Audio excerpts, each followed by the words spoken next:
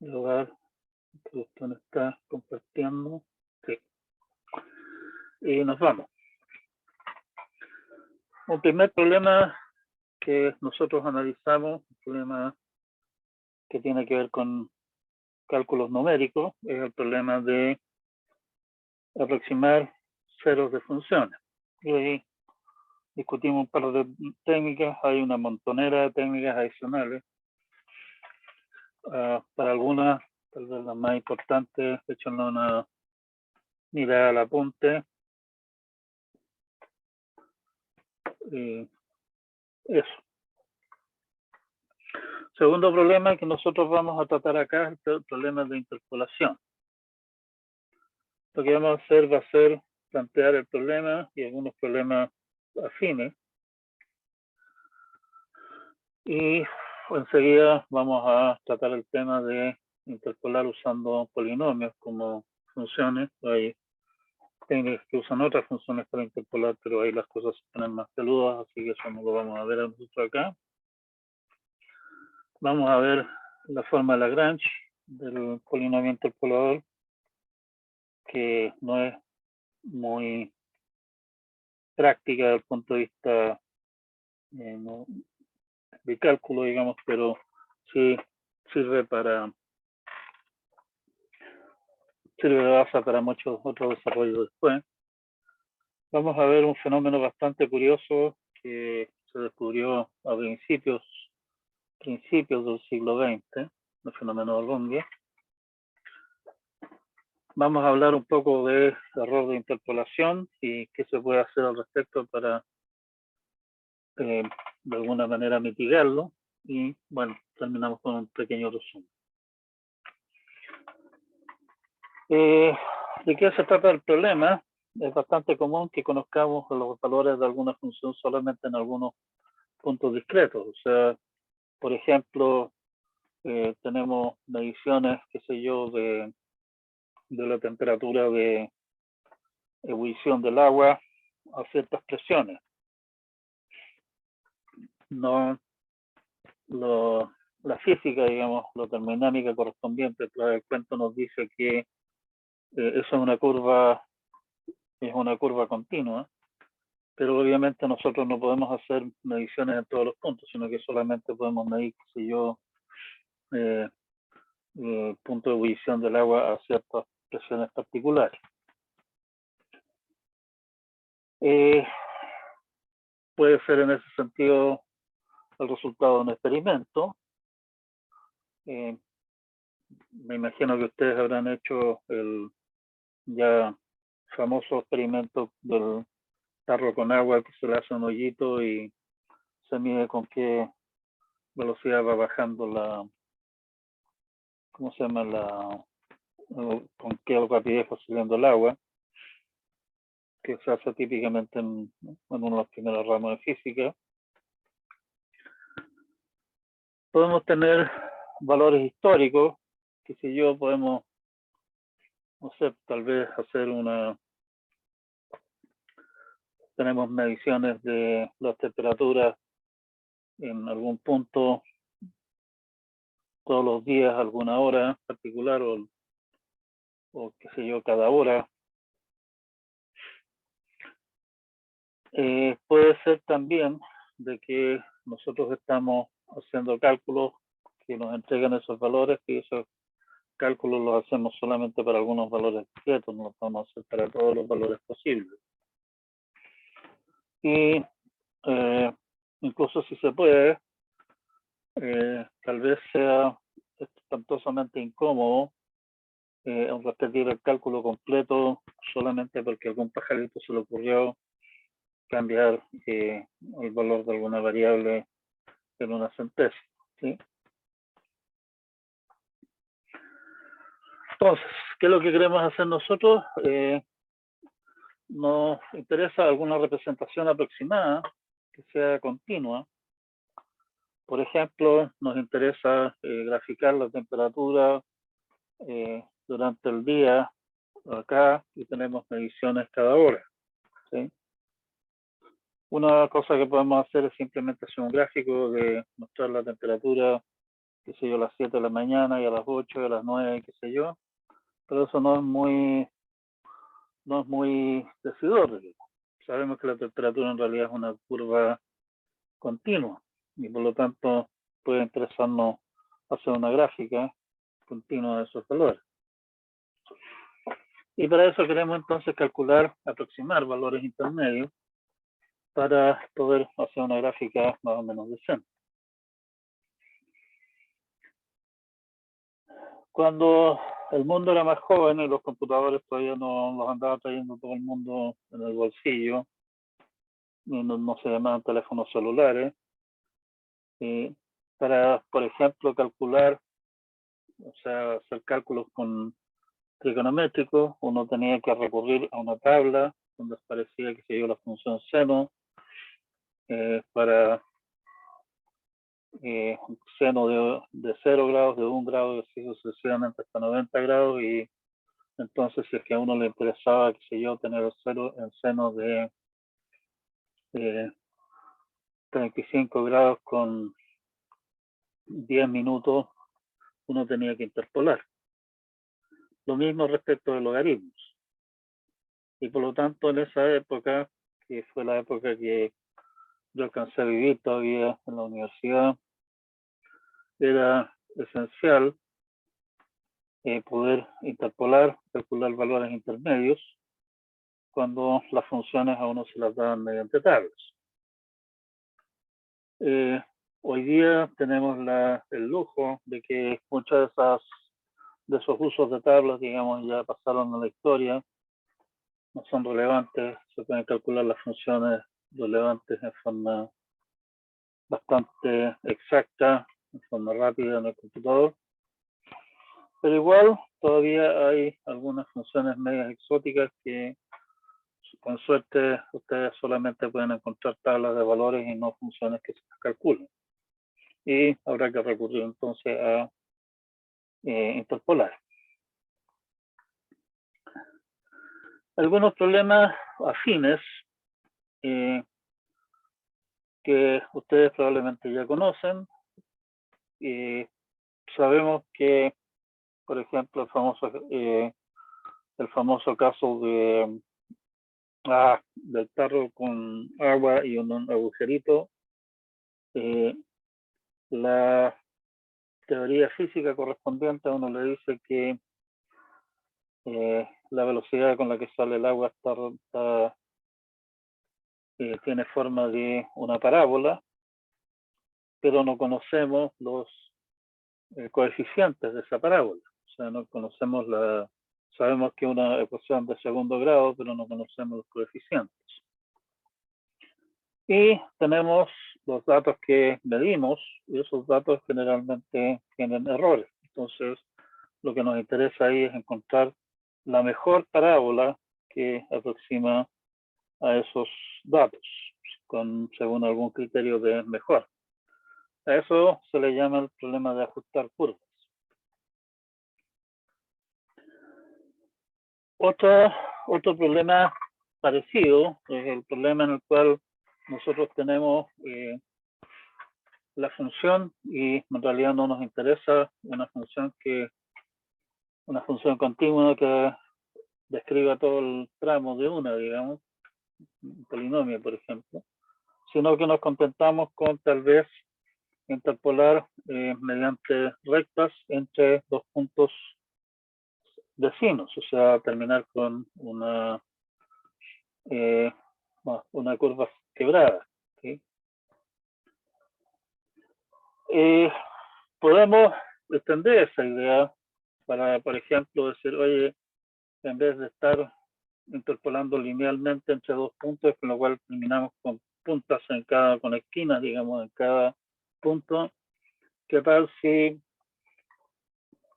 usamos más puntos y aproximamos mediante un polinomio en cada tramo y ajustamos los polinomios, por ejemplo, de tal manera de que sus derivadas coincidan, de manera que la curva resultante sea continua y no tenga puntos, o sea, tenga derivada continua, o sea, esa clase de cosas.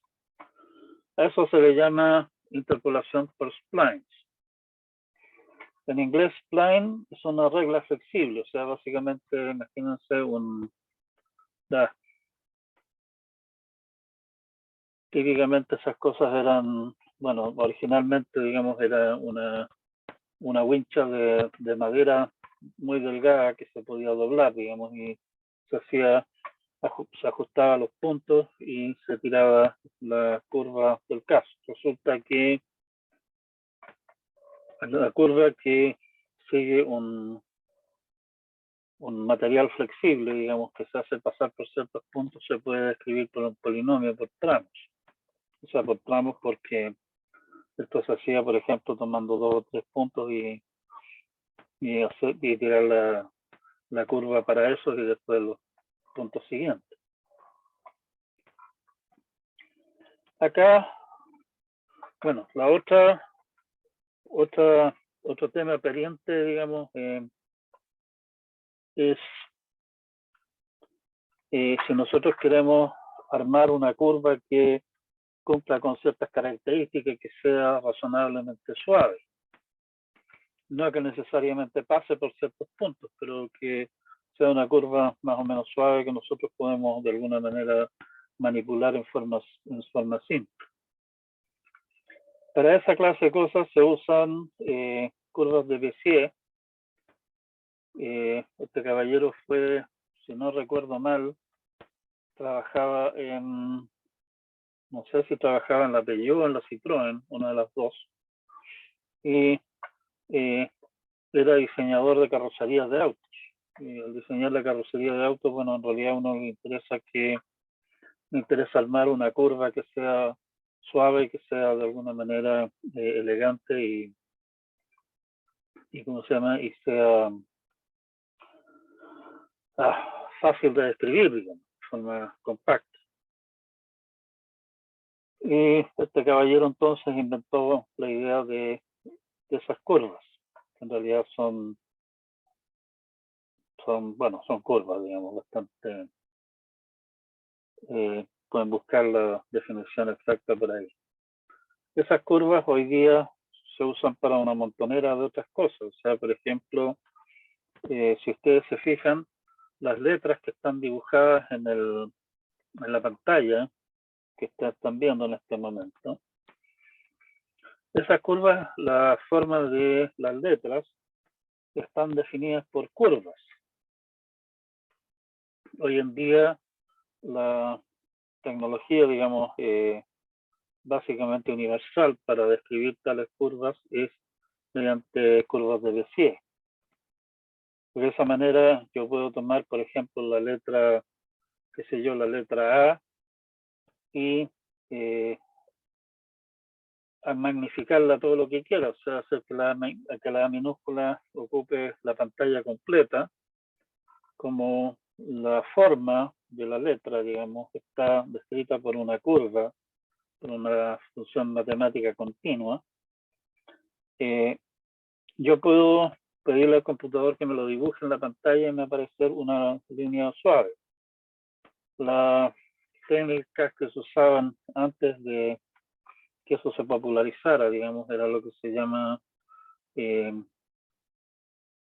tipo de letra bitmap, o sea, un mapa de bits, que básicamente significaba que una letra se representaba como un rectangulito, digamos, en el cual ciertos puntos se marcaban en negro y otros puntos se marcaban en blanco, o sea, que era el fondo. Bueno, si toman una letra de esas y la aumentan de tamaño, se ve una cosa súper fea llena de cuadraditos, digamos, y con cototos, no es para nada bonito. ¿Sí? Si ustedes tienen un robot industrial, por ejemplo, no sé, tal vez ustedes habrán visto, hace un tiempo atrás había un aviso del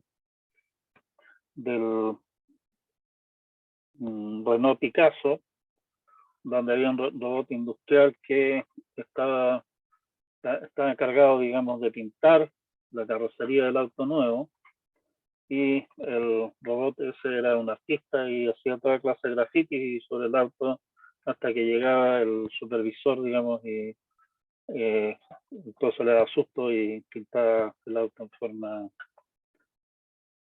como correspondía. Bueno, de esa clase de robots industriales estamos hablando. Robots industriales hoy día se usan para cosas como esa, para armar autos, para pintarlos, para armar, qué sé yo, soldar las piezas en la placa madre del computador que ustedes tienen en su notebook, ese tipo de cosas, ¿sí?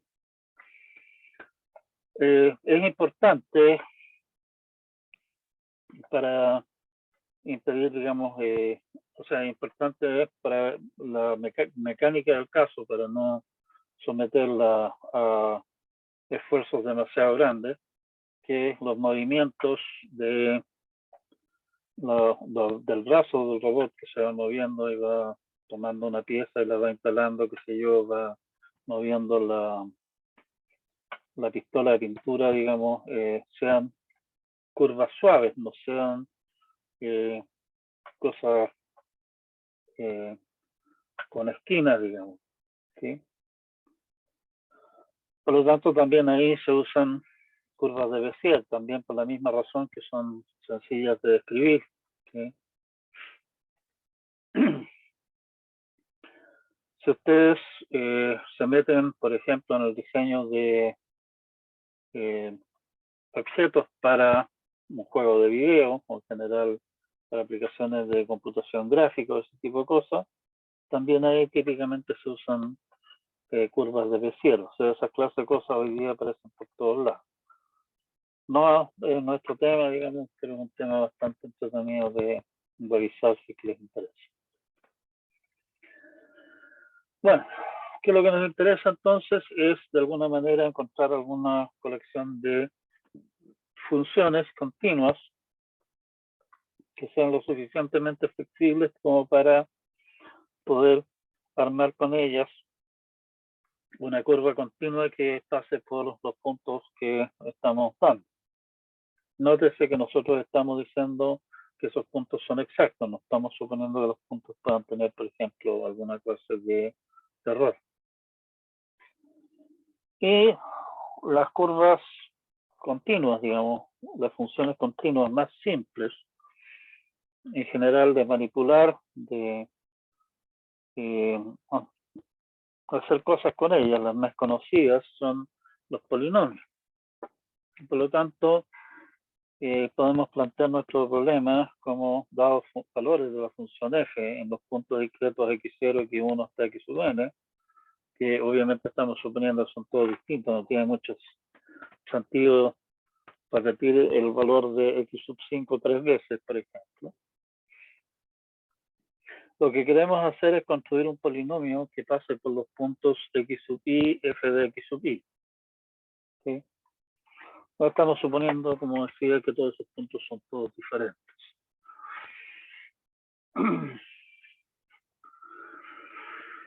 Ya.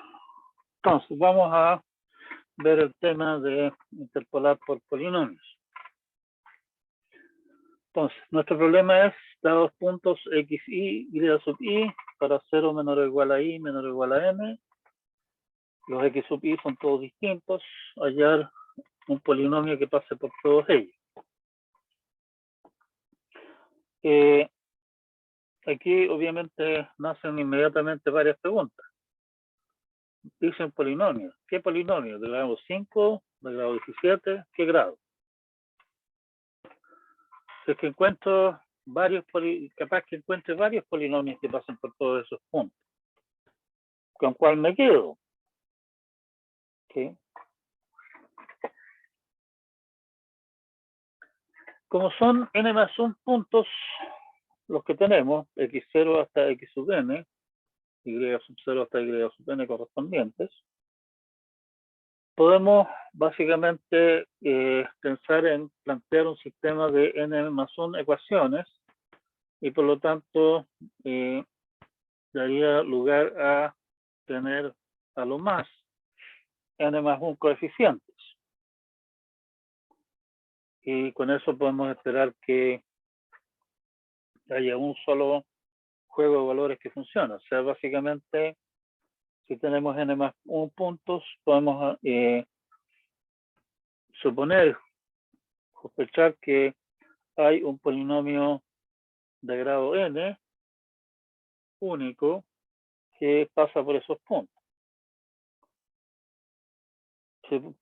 Si ponemos un grado mayor, obviamente podemos encontrar, o sea, seguramente podemos encontrar muchos polinomios que pasen por esos puntos, lo cual no es deseable. Y si nos quedamos con un grado menor, lo más probable es que no podamos cumplir con las ecuaciones, con todas las ecuaciones del caso. No podamos forzar a que el cuento pase por todos los puntos. O sea, en ese sentido, el polinomio de grado n para n más 1 puntos es lo mejor que podemos, a lo que podemos aspirar. Es único y suponemos que podemos lograr que pase por todos los puntos que estamos pidiendo. Profe, Dígame. esto es básicamente lo que vemos cuando se hace una regresión lineal, ¿cierto? No, ¿No? no. Ok. Cuando tú haces una regresión lineal, por ejemplo, una regresión en general, lo que tú estás haciendo es suponer que tienes, o sea, que tú sabes que tu función es lineal, regresión lineal, ¿cierto? Y los puntos que tú tienes son puntos que tienen errores. Y lo que tú estás tratando de hacer es encontrar aquella curva, aquella recta, en este caso particular el lineal, que minimice de alguna manera los errores que se están cometiendo. O sea, que de alguna manera pase lo más cerca posible de los puntos que te están dando, que estás suponiendo que tienen errores. O sea, de repente me diste mal, me diste un poquitito de más, me diste un poquitito de menos, siempre hay errores en las mediciones, ¿cierto?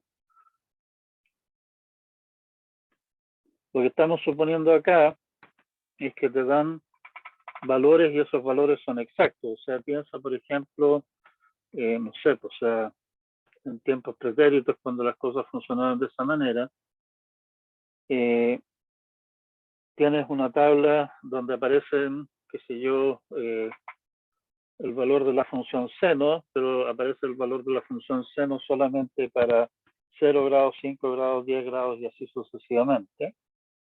Y lo que tú quieres hacer es calcular cuánto sería el seno de, qué sé yo, 32 grados, ¿sí? Los valores que te están dando son valores exactos, pero solamente en ciertos puntos, y lo que tú quieres hacer es aproximar en puntos intermedios. ¿Se entiende la diferencia o no? Sí, sí, creo que sí lo entiendo. Sí lo entiendo, profe. Que esto es un problema de interpolación, lo que le dije yo es un problema de extrapolación, ¿no? Bueno, en realidad, interpolar es encontrar el valor en puntos intermedios. Extrapolar es decir, oye, yo conozco, qué sé yo, los valores entre, no sé, entre 0 y 10 y quiero saber cuál es el valor en 15. Eso es salirse del rango donde tienes valores. Claro. Que ahí se puede usar básicamente las mismas tecnologías que estamos nosotros planteando acá, pero ahí empieza a correr el riesgo de que en realidad, qué sé yo, no sé, pues para todos los efectos prácticos la linda función es lineal entre 0 y 10, pero de ahí empieza a irse para lados locos. Y por lo tanto, al extrapolar, la cosa se pone más peludo. No, ¿sí? Ya, profe, sí. Y nuevamente insisto, o sea, son problemas parecidos lo que tú planteas la parte de regresión lineal, pero no es lo mismo. Regresión lineal, tú estás suponiendo que tus datos tienen errores, y lo que tú quieres hacer es de alguna manera encontrar el mejor ajuste, digamos, ¿sí? Y tú sabes que las funciones lineales en este caso no tienen idea de cuáles son los coeficientes. En este caso de acá, yo tengo puntos, que esos puntos yo supongo que son exactos, y quiero obtener valores intermedios. La misma idea, pero mirando el asunto desde el punto de vista de suponer que no hay errores en los datos. ¿Sí? Ya. Entonces, si es que yo en mi propuesta de polinomio, ese de allí, sustituyo los distintos x's y obtengo el p de x de cada x debería ser el y correspondiente. Está claro que me resulta un sistema lineal de ecuaciones, de n+1 ecuaciones en n+1 incógnitas, que son las incógnitas, son los coeficientes, la sub 0, sub 1 hasta la sub n. En términos de matrices, podemos escribir nuestro sistema de ecuaciones de esta manera. ¿Sí? Una matriz, que es la matriz 1, x0, x0 cuadrado hasta x sub n al cuadrado, x0 a la n. Después x1, 1, x1, x2, 1 al cuadrado hasta x sub 1 a la n, hasta finalmente una fila de 1, xn cuadrado más hasta xn a la n. Multiplicada esa matriz por el vector columna a 0 a 1 hasta sub n, que son los coeficientes, me tiene que dar el vector columna y0, y1 hasta y sub n.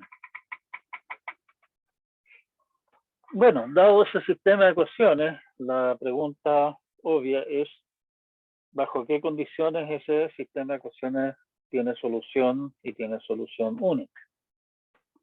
¿Sí? Sabemos que un sistema de ecuaciones de este tipo tiene solución única si y solo si el determinante de la matriz de los coeficientes, en el fondo esta matriz de acá, es distinto de 0. Así que veamos de calcular ese determinante. Como decía, tiene solución si es que el determinante es distinto de 0, tiene solución única.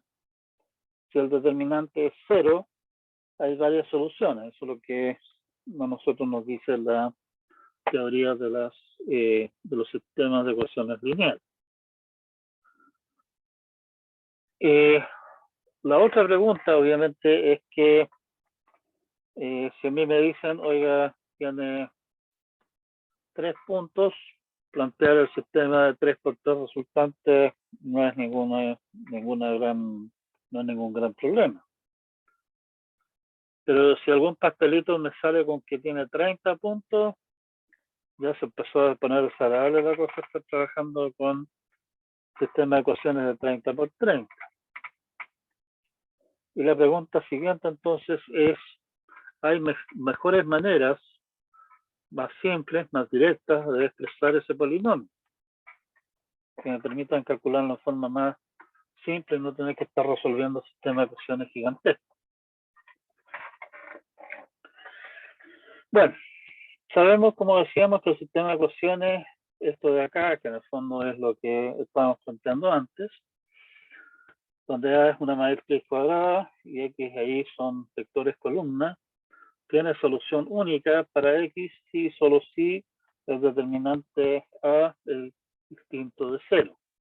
Entonces la pregunta es, ¿cuánto es el determinante S? Ese determinante que está ahí, aquí tenemos A es, son, tal vez deberíamos poner los X que teníamos antes, pero da lo mismo. A este determinante, el determinante de esta forma se le llama determinante Van der Monde. Y resulta que ese determinante vale esto de aquí, o sea, el producto de todos las restas entre A sub J menos A sub I, tal que el I sea menor que J. Lo cual es una fórmula bastante bonita. Y en particular, esa fórmula tan linda nos dice que ese determinante es distinto de 0 siempre que los A sub I sean todos diferentes. Si es que hay algún par de A sub i que son iguales, el determinante es 0, y ese es el único caso en que el determinante es 0. Profe, Dígame. entonces eso lo que significa esa productoria es que se van multiplicando todos los términos de cada fila, o O sea, los sea, A, se van restando, los se van A, restando y multiplicando. claro, producto de todos los A sub j menos A sub i, tal que el i sea menor que j. O sea, por ejemplo, si esta cuestión es, qué sé yo, no sé, pues, llega hasta la A sub 5, el producto de A sub 2 menos A sub 1, A sub 3 menos A sub 1, A sub 4 menos A sub 1, A sub 5 menos A sub 1, A sub 3 menos A sub 2, y así sucesivamente, ¿correcto? Sí. Elegante fórmula. No es particularmente práctica, digamos, pero ahí tenemos una elegante fórmula. La demostración de esto, y esto es simplemente para que ustedes echen un poquitito WD-40 a sus habilidades para hacer demostraciones por inducción, es una demostración por inducción, para variar. La demostración es por inducción sobre n. Llamemos d sub n al determinante con a sub i de 1 menor o igual a i menor o igual a n. Si es que el n es 1, el determinante es simplemente a sub 1 y se acabó o sea, el determinante es simplemente 1 y se acabó el negocio. En realidad, el producto ese que estamos planteando ahí, en ese caso, es el producto vacío, y ese producto vacío por definición es 1. Así que, en caso base, estamos listos. ¿Sí? Vamos a inducción, entonces. Me parece que hay una pregunta en el chat.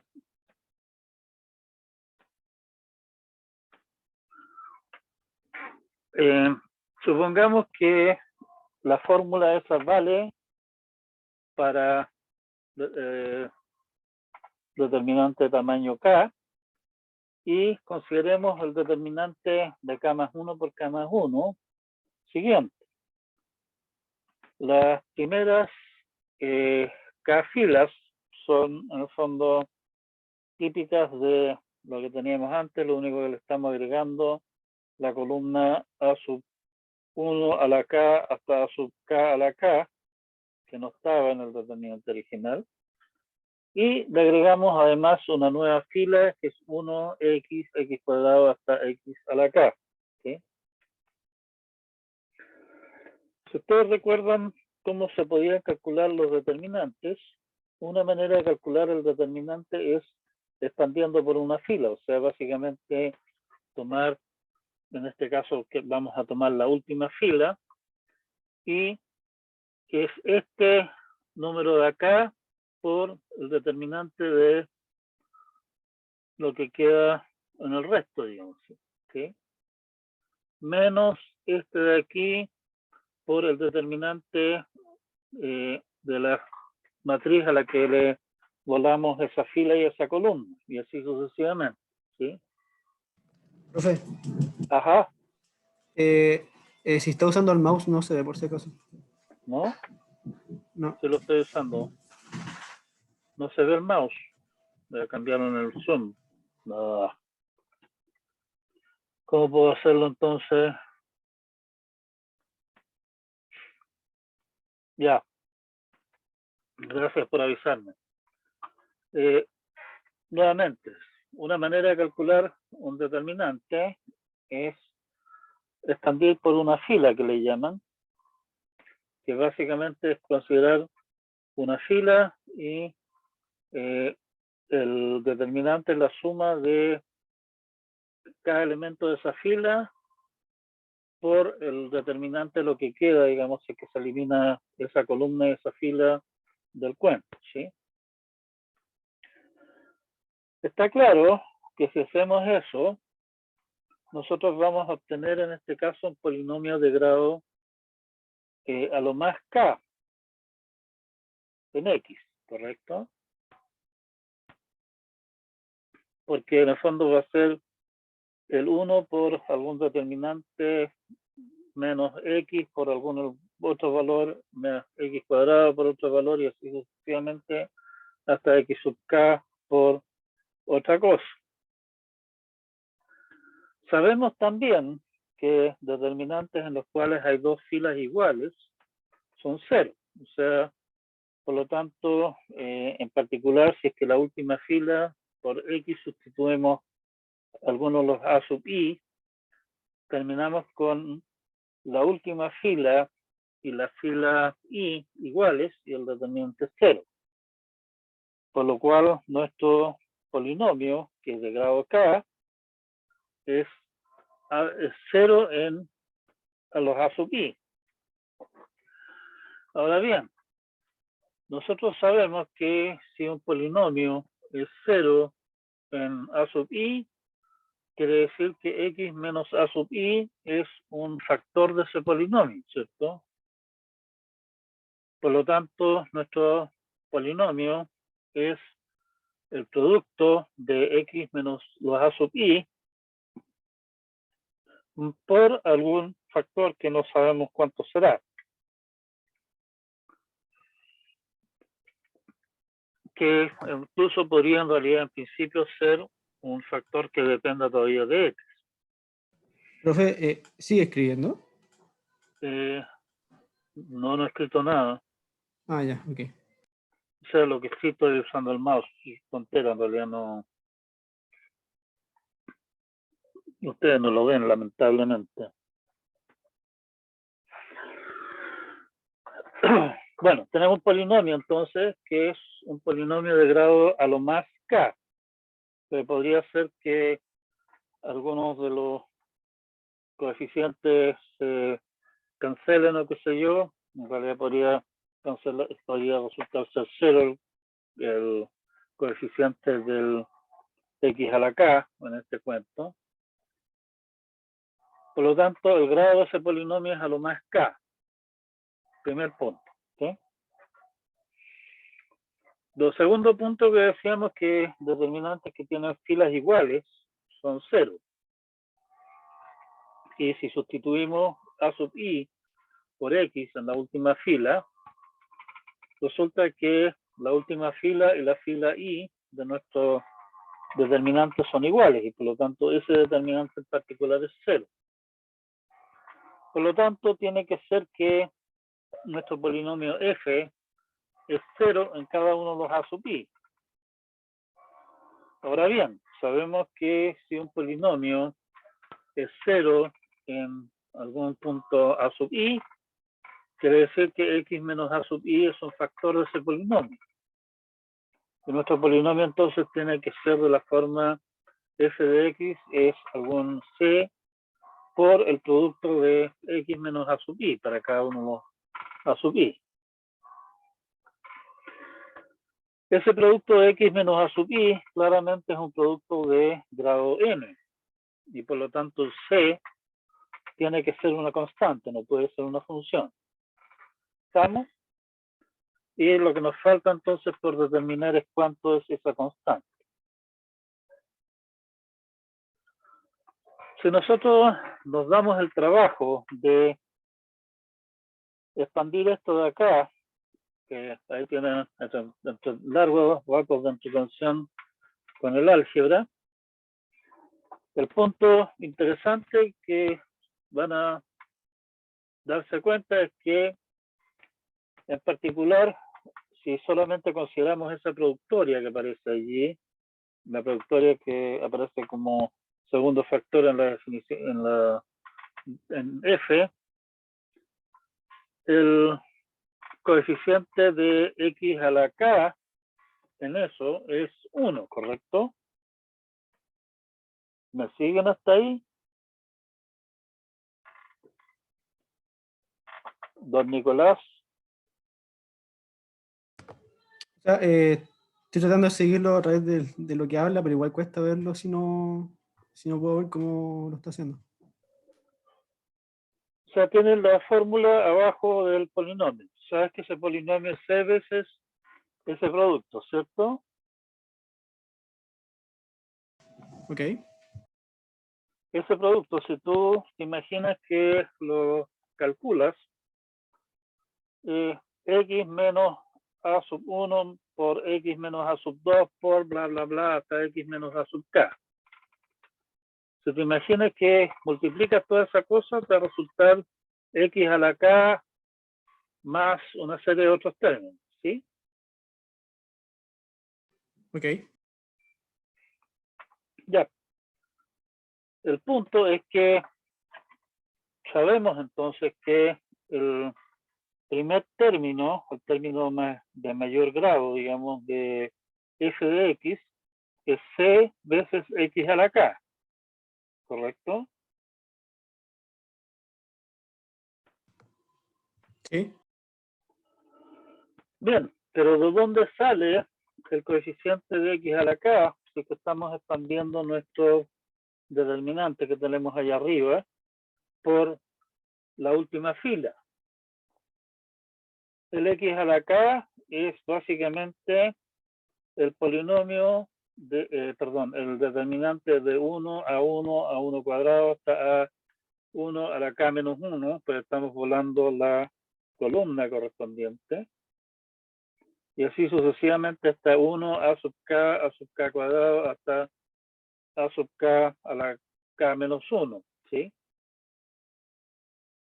¿Está bien? Ahí no lo entendí muy bien. Al expandir el determinante por la última fila,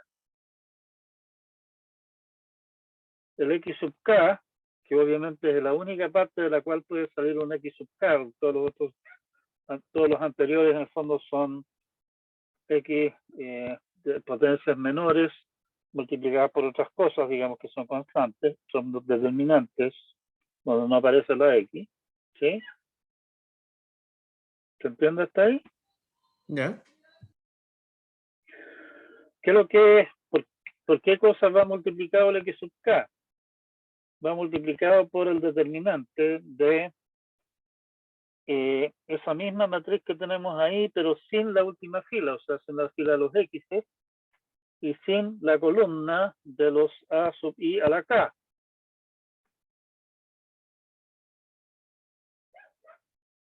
¿Sí? Ujú.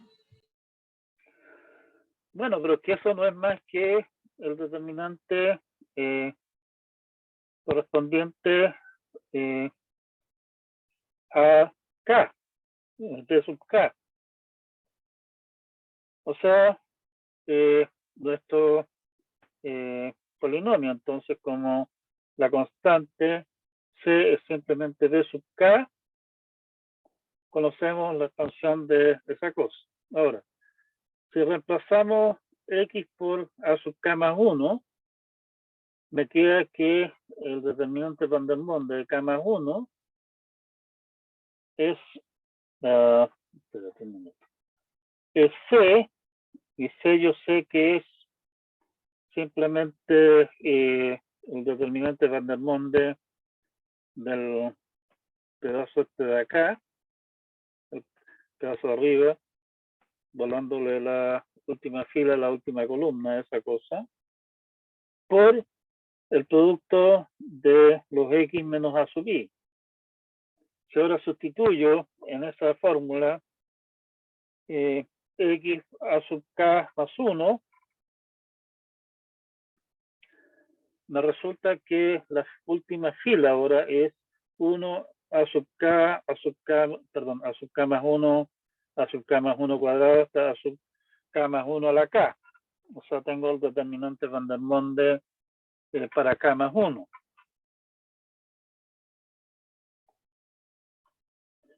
O sea, el determinante van der Waals de k más 1 es el determinante van der Waals de k por este producto de acá, que en el fondo el producto que nosotros habíamos obtenido acá, pero con sustituyendo x sub k más 1, perdón, a sub k más 1 por x acá.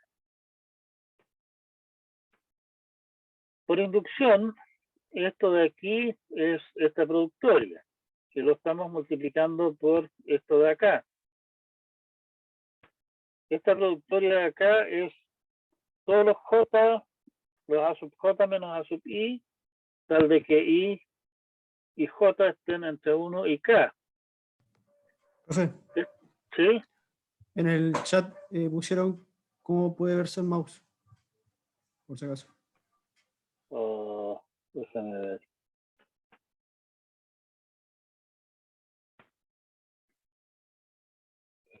Para que se vea la fecha, en la parte superior de Zoom. Opciones.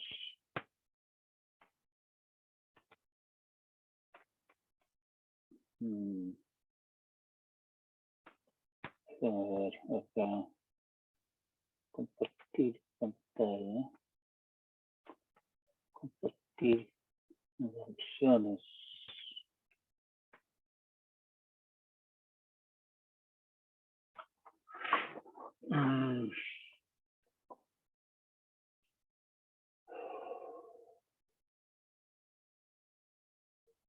Video settings.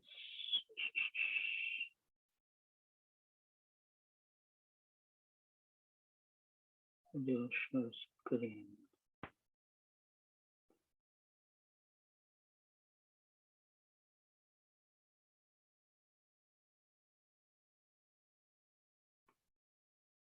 Bueno,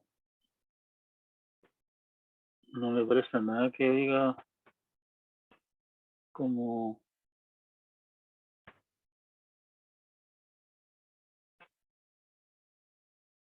anotar. No tengo ninguna opción de esa clase yo acá. Participante share. Ah, anotar, perdón. Mouse.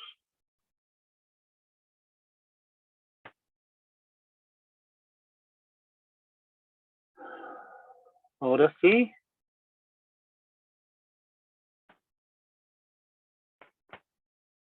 Aló. ¿Lo estamos viendo? Sí. Quizás tiene que sacar primero la ventana que se ve ahí del chat. Ahí sí.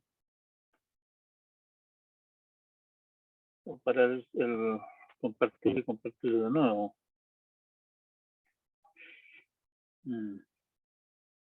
Share screen. Vamos a... No, no me ofrece ninguno de dos. Compartir y anotar. Mouse.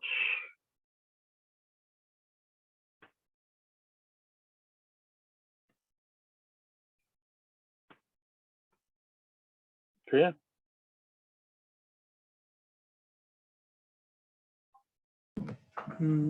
Por lo menos yo sigo sin verlo. Por lo menos yo lo tengo aquí seteado supuestamente para que se vea el mouse. No, no pasa nada, me parece, ¿no? No, o sea, no tiene pinta de verse. A ver. ¿Qué podemos hacer? Alguna de las otras opciones de anotar.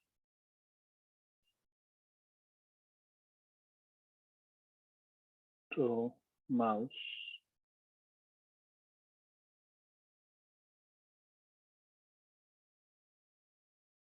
Seleccionar. No, tampoco se puede hacer nada con esto. Y profe, ¿sabes si está compartiendo la pantalla entera o solo una ventana? Estoy compartiendo la pantalla entera, no me permite compartir ventana. Qué difícil. Qué raro, sí. Que Zoom no se lleva muy bien con Linux. Funciona más o menos, pero no... Hay varias funcionalidades que simplemente no están.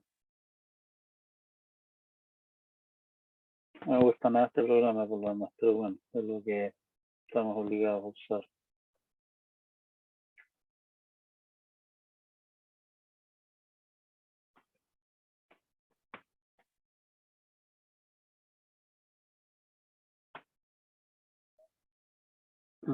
Bueno,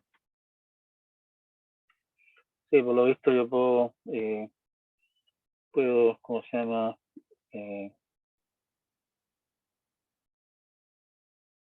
Compartir cosas con, pues me salí la compartir pantalla. Yo puedo, ¿cómo se llama? Por ejemplo, el chat, aquí encima pintar cosas, pero no en la pantalla que estoy compartiendo. Bueno, volvamos a nuestro tema. Ahora que reclamarles a los sumistas estos. El determinante Van der Monde K más 1 es el determinante Van der Monde K por el producto de 1 menor o igual a I menor o igual a K de los A sub K más 1 menos A sub I. Pero eso en el fondo es exactamente todo lo que faltaban en el producto que teníamos antes, que es el producto que aparece en la segunda línea acá, inicialmente por inducción para V sub K, para completar ahora el A sub K más 1 menos todos los K anteriores. Y por lo tanto concluimos la tercera línea, que era lo que queríamos demostrar. Bueno, y esa fórmula nos demuestra entonces que nuestro determinante es distinto de 0 siempre y cuando los A sub I sean todos distintos, no haya ningún par igual.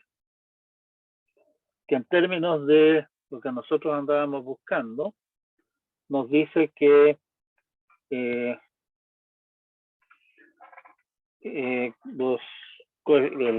determinante del caso, que el determinante de los X sub I a las distintas potencias, digamos, es distinto de 0 siempre que los puntos sean todos distintos. Y por lo tanto, nuestro sistema de ecuaciones para los coeficientes tiene una solución, y tiene una solución única, perdón, siempre y cuando los X sub I sean todos distintos. O sea, nuestro polinomio extrapolador para n más 1 puntos de grado n existe y es único.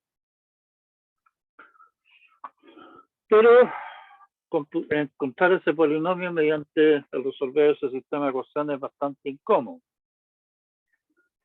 El amigo Lagrange, que probablemente se han tropezado ya varias veces con él en distintos ramos de matemática, también se puso a jugar con esta clase de cosas y encontró una manera bastante elegante de describir el polinomio que interpola esos puntos.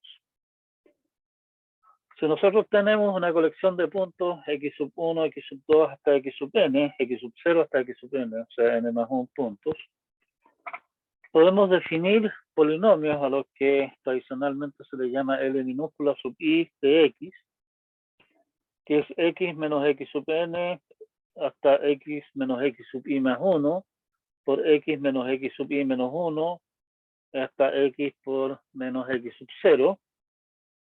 En el fondo, fíjense que nos estamos soltando el factor x menos x sub i arriba.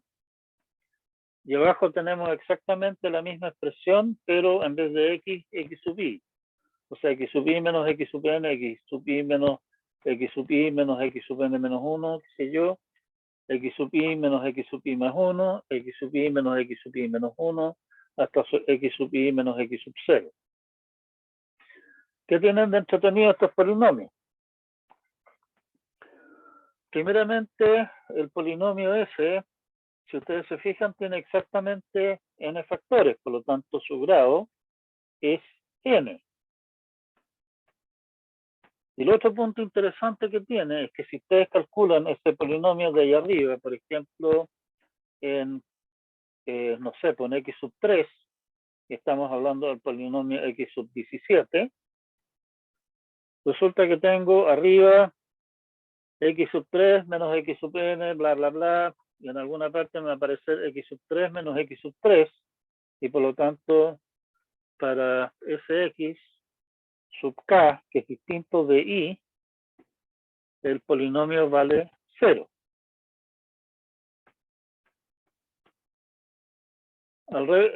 Por el otro lado, si yo evalúo el polinomio L sub k en x sub k, me queda x sub k menos x sub n, x sub k menos bla bla bla, x sub k más 1, x sub k menos x sub k menos 1, y finalmente x sub k menos x sub 0, que en realidad es exactamente la misma expresión que tengo en el denominador de esa fracción. Y por lo tanto, en x sub k, el polinomio L sub k vale 1. Lo que se puede expresar en forma muy compacta usando la notación de Iverson, que es poner entre corchetes una condición. Si la condición es cierta, el valor de ese corchete es 1. Si la condición es falsa, el valor del corchete es 0. Por lo tanto, nosotros podemos cocinar un polinomio de grado n que en x sub k vale y sub k por la vía de simplemente multiplicar y sub k por l sub k. En x sub k ese término va a valer y sub k. En todos los otros x ese término vale 0, y por lo tanto en el fondo cada uno de esos términos aporta justamente solamente el valor correspondiente. Ese polinomio es de grado a lo más n. Podrían obviamente cancelarse términos, ¿cierto? Y toma los valores p de x sub k igual y sub k. O sea, ese polinomio que está escrito ahí en forma un tanto rara es en realidad el polinomio que interpola entre los puntos. ¿Okay? ¿Se entiende la Profe, idea o no? Dígame. profe, una pregunta. ¿Estas interpolaciones sirven para todas funciones que sean continuas? ¿No? ¿Cómo? Perdón. ¿Estas interpolaciones funcionan para todas las funciones que sean continuas, verdad? ¿O hay condiciones? ¿A qué te refieres? O sea, lo que a mí me dan en realidad es una tabla de valores. Sí, eso Para me x sub refiero. 0 vale y sub 0 y así sucesivamente, ¿sí? Sí, Que lo que yo eso estoy me refiero. tratando de hacer, es cocinar una función continua que en x sub 0 valga y sub 0, en x sub 1 valga y sub 1 y así sucesivamente, ¿sí? Está claro que hay infinitas funciones continuas que lo hacen. O sea, básicamente toma un papel, tira los puntos x sub 1, y sub 1, qué sé yo, tienes esos puntos y tira alguna línea continua que pase por esos puntos y entre medio haga lo que se le ocurra. Y ahí tienes una función continua que pasa por esos puntos, lo cual no es precisamente lo más elegante que existe en el mundo, ¿sí? De esas infinitas funciones que pasan por ahí, queremos elegir alguna función que sea, uno, relativamente sencilla, y dos, que sea de alguna manera única, o sea, no que yo haga los cálculos correspondientes y alguna decisión que yo tome en el camino significa que obtengo una curva y tú tienes una curva distinta porque tomaste decisiones diferentes. ¿De acuerdo? Esa es un poco la idea de lo que estamos buscando hacer. ¿Se entiende? Sí.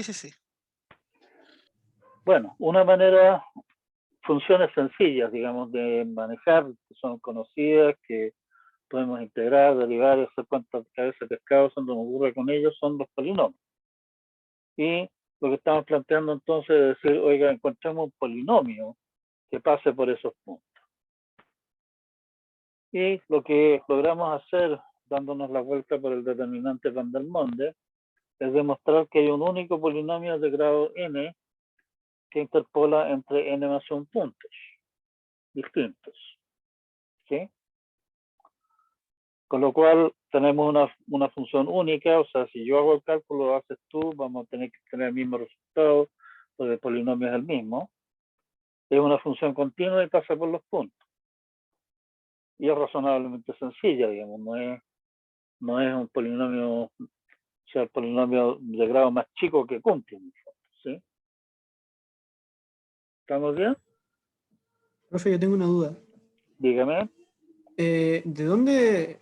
O sea, entiendo que el PX va del polinomio y se hace con esta sumatoria, pero el Y acá, ¿de dónde lo saca? El Y Los sub K, perdón. Y sub K son los valores de la función que queremos que, por los que pase el cuento, o sea, X sub K, Y sub K. Ese es uno de los puntos por los que tiene que pasar nuestra curva. Ah, ok, ya.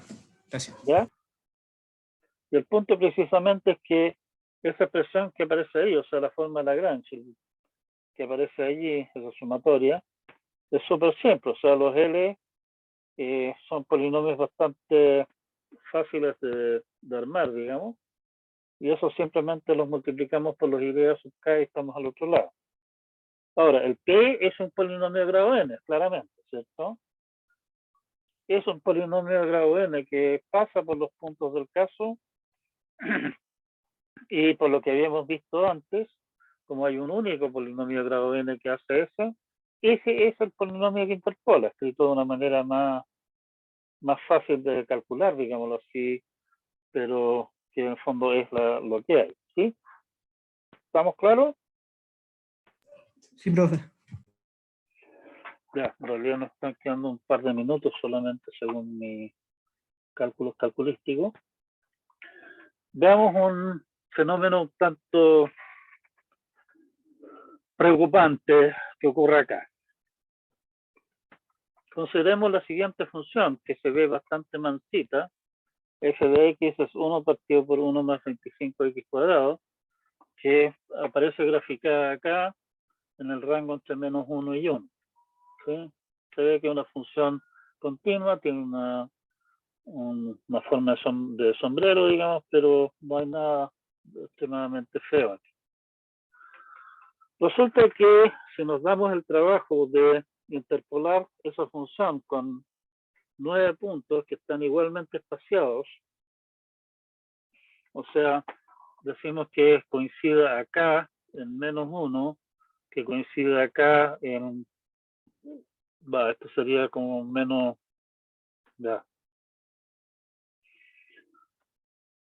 menos 1/8, qué sé yo, menos 3, no sé, ya, me enredo entero. En todo caso, los puntos en los que coincide la curva roja, que es la función de Runge, y la curva azul, que es el polinomio que interpola, son los puntos que estamos nosotros usando como base, digamos, como puntos de apoyo para nuestra interpolación. Se ve que en la parte central la cosa se ajusta bastante decentemente. Pero lo que es preocupante es que en los extremos tenemos esos escapes, digamos, que se aleja bastante el polinomio que interpola de la función que es bonita. Lo peor todavía es que ustedes dicen ya, en realidad con 9 puntos me hace esta jugarreta, interpolemos con un polinomio de grado mayor, también con puntos igualmente espaciados, ¿sí? Qué sé yo, en vez de usar 9 puntos, usemos, qué sé yo, 100 puntos, o 101 puntos para que sea simétrica la cosa. Y eso debería ahorrarnos el problema. Resulta para nuestra tragedia que no. En realidad, esta función, si ustedes aumentan el número de puntos, el error aumenta en forma bastante fea.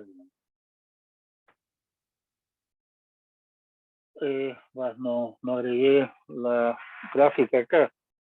En todo caso, en el apunte sale una gráfica que dice que básicamente grafica el error máximo para la función de Runge si es que se usan más puntos. Resulta que el error, conforme se aumenta el número de puntos, se dispara. O sea, si ustedes aumentan el número de puntos, si toman en vez de 9 puntos, usan, qué sé yo, 21 puntos, resulta que esta punta de aquí se hace aún más pronunciada y se aleja aún más del valor de la función.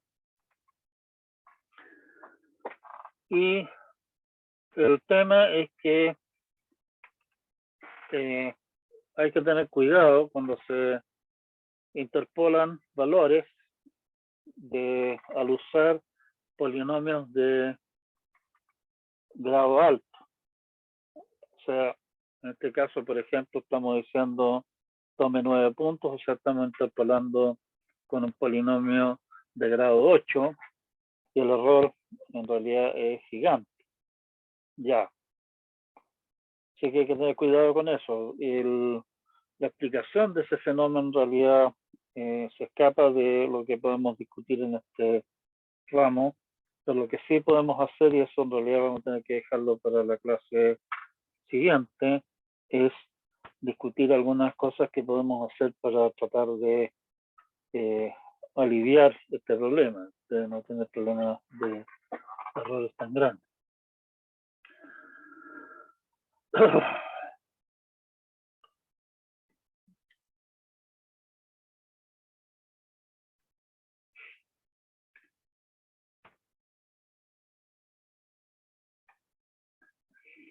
Sí, es exactamente la misma situación. Ahí tenemos más puntos. Ustedes ven que en ese caso de allí la función se comporta bastante bien en la parte del medio, pero en las partes de afuera, digamos, se dispara de forma bastante fea, peor todavía que lo que teníamos nosotros, ¿sí? Bueno, nos queda entonces todavía por discutir el tema de cómo podemos estimar el error que estamos cometiendo al interpolar, y de allí va a salir entonces una técnica para tratar de disminuir el error que estamos cometiendo al interpolar con un polinomio de alto grado. Nos quedó pendiente todavía el tema de fecha de las pruebas. Había dicho que la fecha propuesta estaba publicada en el aula también, era hacer el primer certamen a partir del viernes 28 de mayo y el segundo certamen a partir del viernes 30 de julio. Me parece que nadie se opone a esas fechas, así que nos estaríamos dejando a firme. En el aula, por lo demás, tampoco no hay reacciones al respecto, ¿sí? Alguien acá, como se dice tradicionalmente, hable ahora o calle para siempre.